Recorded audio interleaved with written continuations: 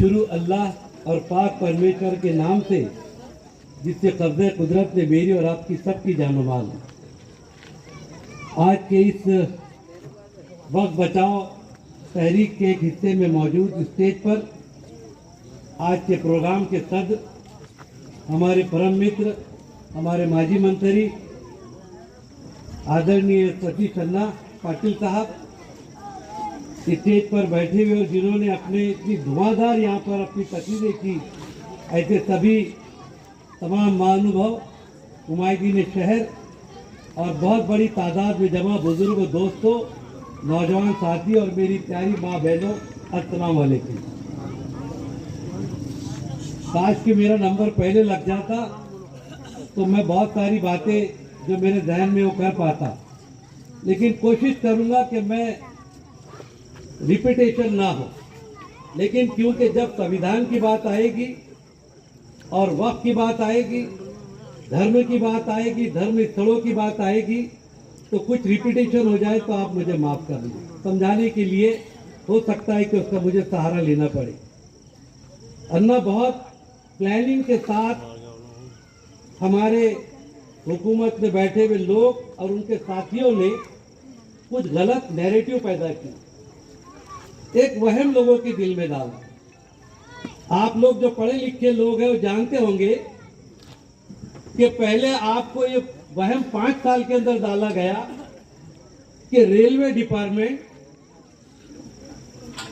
Army department यानी हिंदुस्तान की फौज, इन दोनों के पास जितनी जमीनें हैं तीसरे नंबर पर मुस्लिम औकाफ की जमीनें हैं।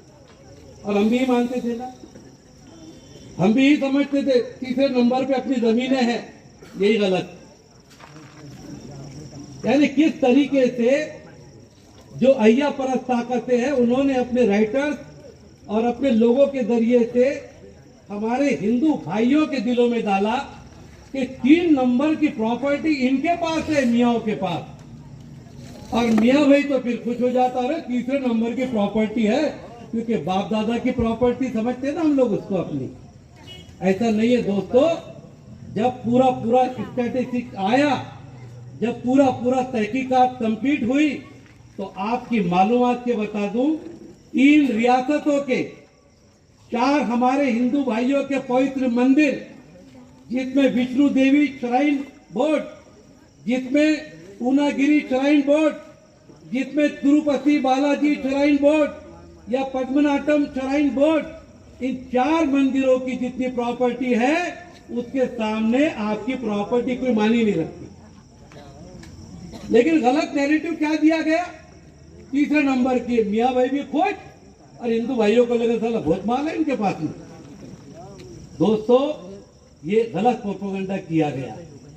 दूसरा, हाउस में ये कहा गया, हमारे आदरणीय वजीर दाखिला जब सारे के सारे उनको बिलक गए तो कहा कि आप लोग इतनी शोर मचा रहे हो, याद रखो संसद के अंदर, पार्लियामेंट के अंदर जो कायदा पास होगा आपको उसको मानना पड़ेगा।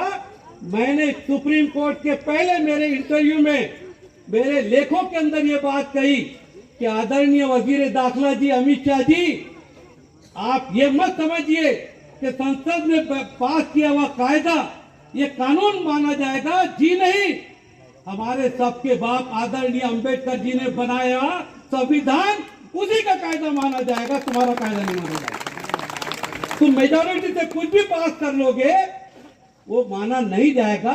ये भारतीय संविधान कहता है, मैं नहीं कहता। बहुत से लोग ये समझ रहे हैं कि ये सिर्फ मुसलमानों के वक्फ बोर्ड की लड़ाई है। ऐसा नहीं है दोस्तों। ये लड़ाई मुसलमानों की प्रॉपर्टी कितनी है, नंगी नहाएंगे क्या, चलो में क्या प्रॉपर्टी है? सुबह थोड़ा सा बासी खिचड़ी खा के चाय के साथ नाश्ता हो गया, दोपहर को थोड़ा पाव भर खा लिए, बचे हुए उसको कूट के चटनी बना के फिर खिचड़ी के साथ खा लिए, तो है क्या हमारे पास? माल तो वहां पर है तिरुपति बालाजी में, जहां करोड़ों का सोना, टनों गिनती सोना है। हमारे हिंदू भाइयों की प्रॉपर्टी है। ये तो पहली ईट निकली, दूसरी ईट क्रिश्चियन की निकल रही है, तीसरी ईट जैन की निकलेगी, और मेरा यह ख्याल है, मैं कोई ज्योतिषी नहीं हूं, लेकिन ताई इनकी नजर उस सोने की खाने पर जो मंदिरों में हमारे हिंदू भाइयों की रखी है, ये उस सोने पर नजर रखे हुए। और इसीलिए शायर ने कहा कि पस मुर्दा गुल पे मुस्काई जो कली, स्थान होता है दोस्तों, मंदिर, मस्जिद, गिरजाएं, गुरुद्वारे, ये पवित्र जगह है। अलग अलग रूप में लोग अपने अपने धर्म का पालन करते हैं। 90 साल के मंदिर को तोड़ दिया गया, याद रखिए हम उसको भी जो तो धिक्कार करते हैं जो सरकार ने किया, और नासिक की दरगाह का भी जो किया उसका भी हम धिक्कार करते हैं। मेरे भाइयों, संजीदगी से सोचिए इनका प्लानिंग क्या है। मेरे पहले बहुत सारे लोगों ने बताया, लेकिन मैं अन्ना छोटा सा एक कार्यकर्ता, हिंदुस्तान का नागरिक हूं। मेरे वोट को भी बाबा साहब आम्बेडकर ने उतना वजन दिया जितना अंबानी और अडानी के वोट को दिया है। हम दोनों बराबर के वोट है। मैं छोटा इंसान हूं, बड़ी बात नहीं कहता, लेकिन जो संविधान पढ़ते आज जाके आर्टिकल नंबर 13 देख लेना।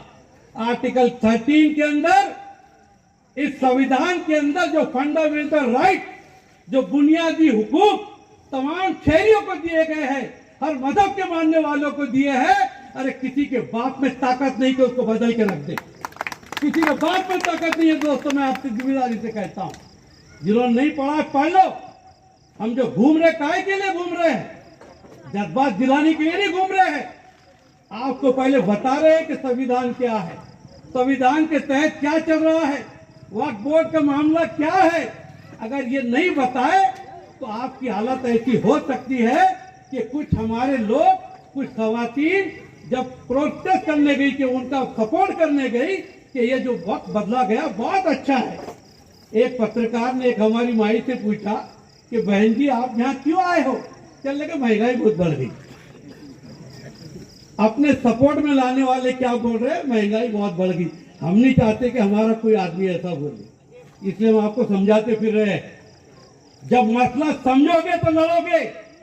जज्बात के काम लेकर कभी भी जीत नहीं होती है। जो मसले को समझा वही मसले का हल निकाल सकता है। ये दुनिया का उसूल है जिस पर आपको हम समझाते फिर रहे हैं। नहीं तो हम जज्बात में आके रोटी सेक सकते हैं, लेकिन हमने ऐसा नहीं किया। तो आर्टिकल 13 1950 का जो कॉन्स्टिट्यूशन बना, जिसके अंदर फंडामेंटल राइट आपको दिए गए, उसको बदलने का अधिकार अभी तक, जो अमेंडमेंट करना करो, लेकिन फंडामेंटल राइट को बदल नहीं सकते। ये सबसे पहला आपको लॉक लगे हुआ है, इसको समझने की जरूरत है।